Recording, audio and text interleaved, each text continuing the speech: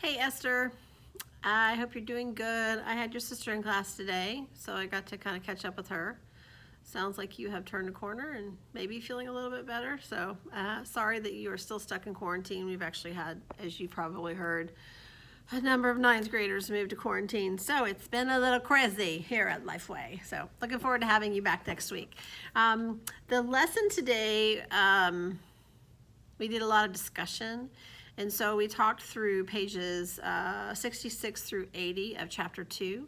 Hopefully you've read that and you're up to speed. I'll send you the PowerPoint as well.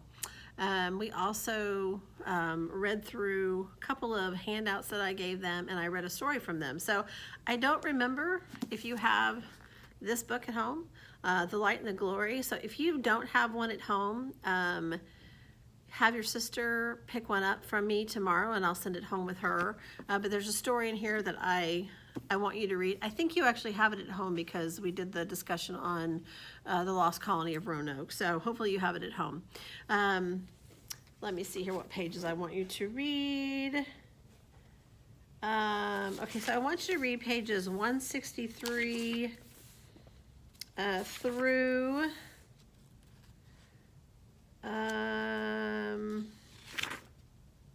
I'm not sure. A few pages from one of the chapters, I'll include that in my instructions. So it's basically the story of how the Pilgrims came to be acquainted with Squanto. He actually was an English-speaking Indian who had been captured by slave traders and brought to England, where he learned to speak English and all kinds of crazy stuff. So it's a really, really fascinating story, so I want you to read it on your own. But I'm going to open up my PowerPoint from today's discussion. I will include that in the Google Classroom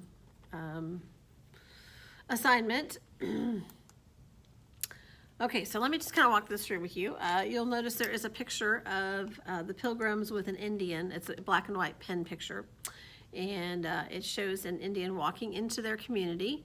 And this is actually not Squanto. It's another Indian that you're going to become familiar with. He actually approached the Pilgrims before Squanto did. But that is the picture that I showed the class as I actually read the story that I'm going to have you read on your own. So the next thing you'll see is there's 4 questions, 4 writing prompts associated with the reading assignment for today, which was pages 66 through 80 in chapter 2. And since you weren't here, and I'm not going to try to oversee you working on it independently, I just want you to answer all of those questions on your own. Actually, I'll upload the questions on the daily assignment log, and you can just type your answers in there. You can use your book. You're totally welcome to use your book. Submit those questions. And then the next slide, you will see a copy of a letter from an indentured servant in Virginia. And I want you to read through it. I'm going to upload the Word document and have so you can look at it on Google Classroom as well and read through it that way, or you can print it off. I'll have a copy here for you when you return. We just we read through it. We talked about what would compel an English set of parents to send their son to the New World and living in the conditions that he's living in. So I want you to read through it, but some of the conclusions that we came to is that it sounded like this young man was from a large family. Perhaps he was the oldest, and his parents thought they were actually doing him a favor by effectively selling him to somebody in the New World to serve as an indentured servant. Perhaps they thought that he would be able to receive land when he was done and have more opportunities in the New World than he had in England. Sounds like his family was very poor. And by the end of the letter, you'll see he's kind of begging them to figure out how to get him home, back to England. And the fact that he's even writing a letter home would indicate that he was fairly well educated. So who knows what the circumstances are, but just read through it and make your own general observations. So we're still in chapter 2, period 2. Chapter 2 covers the colonies, the English settlement of the Chesapeake Bay area, as well as the New England area, and it also chronicles some of the political dissensions each of the colonies had within each colony, as well as the trouble that they had with the Native American tribes around them. So make note of that. The next slide that you will see is a picture of 2 ship manifestos from a a ship going to the Virginia area and a ship going to New England. And what we did in class was that we read through the names, and the numbers that you see there associated with it are actually the ages of the people. And so I want you to just kind of compare them. You don't need to write anything down. I just want you to eyeball it and make a mental note of the things that you notice, the differences that you notice in that grouping. And let's see here. We haven't had a chance to, we didn't touch on the Mayflower Compact. We'll probably pick up with that on Tuesday, so I'll just wait on that. Okay, and then in class, we discussed the various writing prompts, and we read through the letter to the indentured servant, and we didn't have time to answer the questions that are listed here. So these on your own, you can, actually I'll go through these with you. Slide number 9, I think it'll be slide number 9 for you. What was the Puritans' view of liberty as described by the author?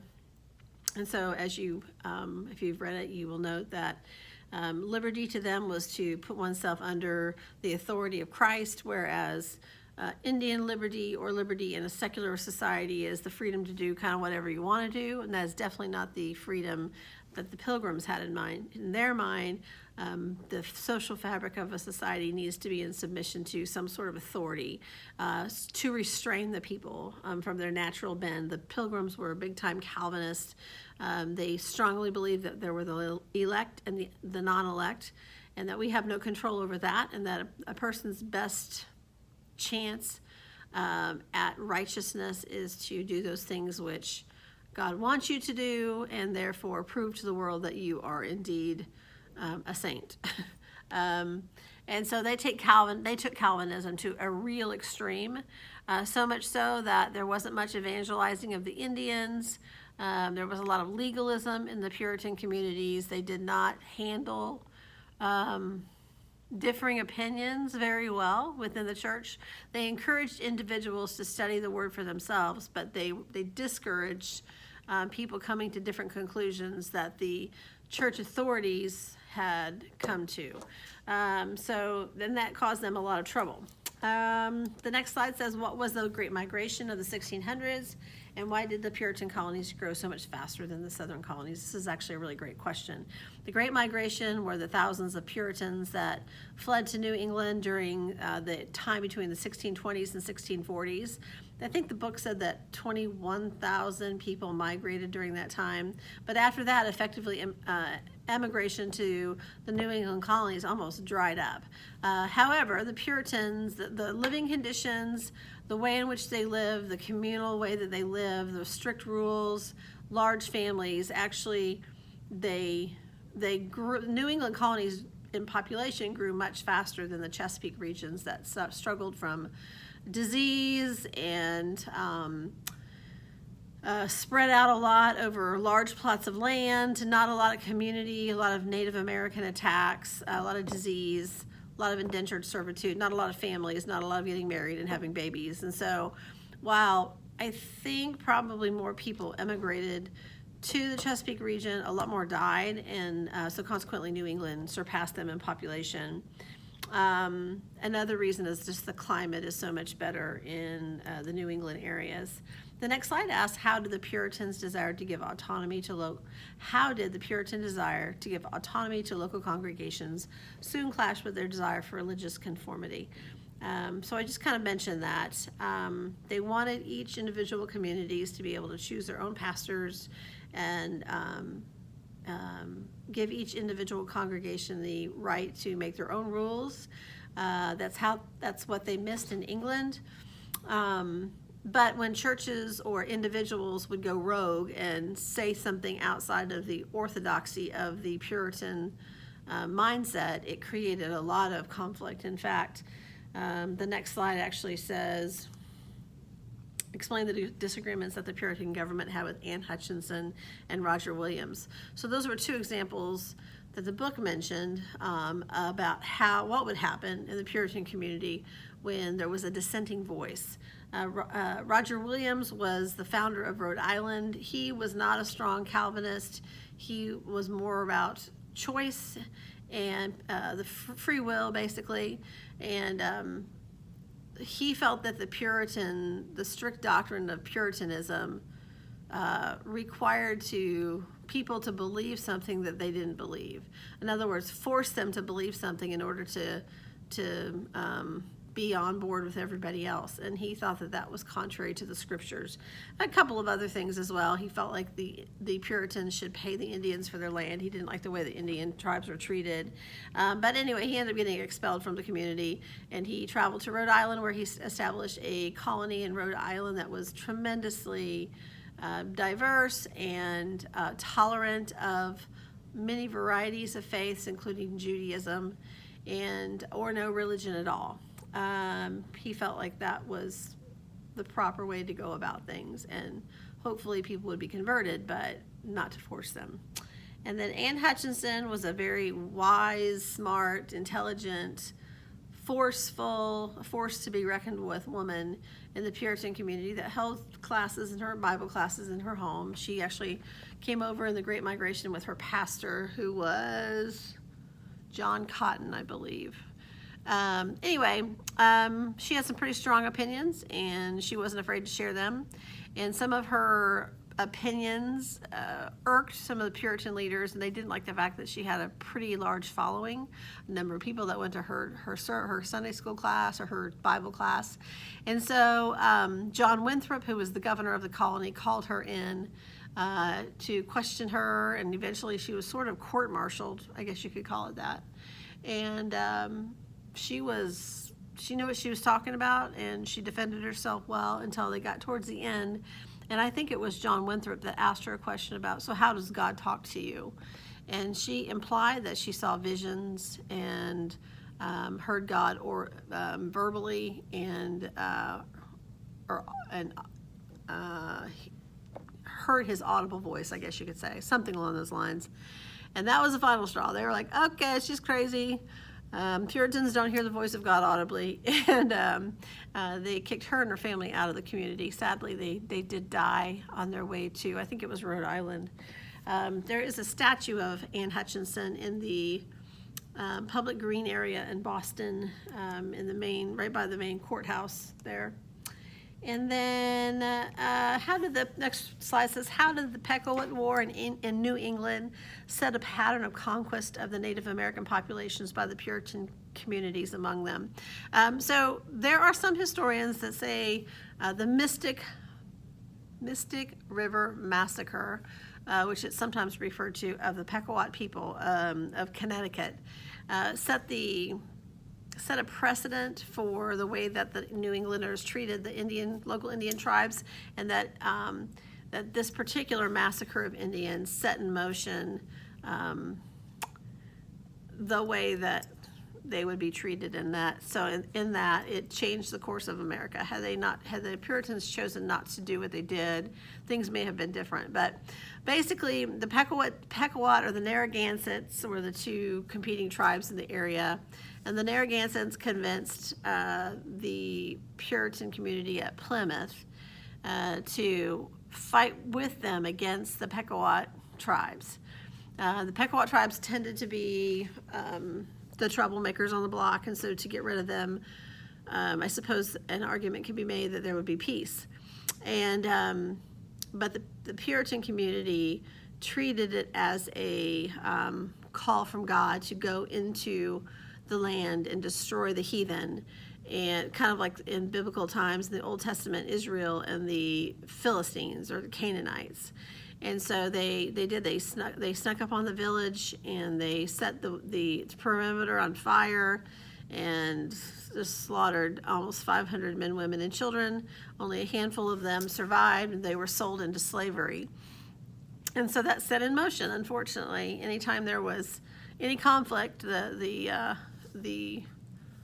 their answer was force and war and moving them beyond where they live, and it got pretty ugly. So anyway, that is the pattern that it started.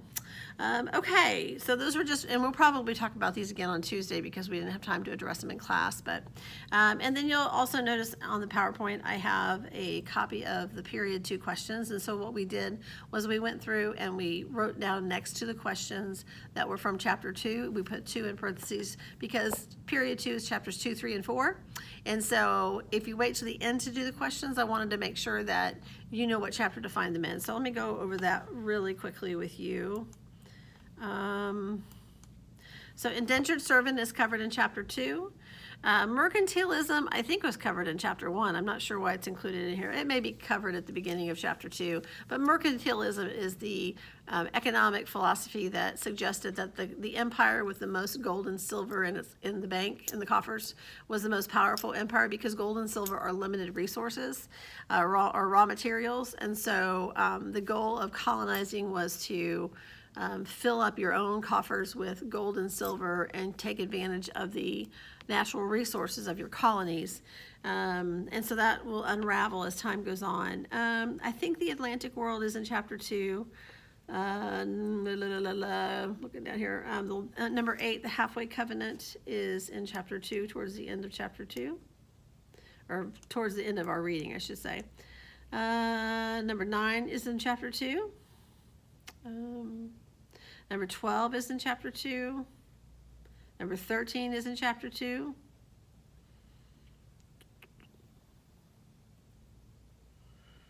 And it looks like that's it. So, and then when we finish chapter 3, we'll kind of walk through that and see what's there.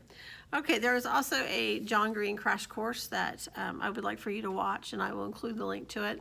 We did not get to it in class. We may watch it on Tuesday, so you may get a little duplication. I'll just kind of have to wait and see on our timing. Okay, so what I told the class today was that we don't get very many holidays around here. Once school gets up and going and the AP exam is around the corner, we don't take many breaks, but I'm tired. I'm sure that you're, if not tired, bored, or trying to get caught up on everything. So I told the kids that I wasn't going to assign any work between today and when we get together again on Tuesday. So we won't have school on Monday. So the next time I see you all is Tuesday. Hopefully you'll be here. And so I wanted you to have a break from AP over the course of the next 4 days. And we will wrap up chapter 2 on Tuesday, and we will have our chapter 2 quiz, similar to the last one we took. Oh, I forgot to pass that back. Anyway, I guess I'll do that next week too. I have it graded, so we'll work through it on Tuesday. But anyway, so the chapter 2 quiz will be on Thursday of next week. So if you want to start preparing for it, you can. I am going to send several links to, like I did last time, to video reviews that you can watch on your own. So I think that's it. I'm going to go ahead and load this video and upload your Google Classroom assignment, and I will hopefully see you on Tuesday. Bye.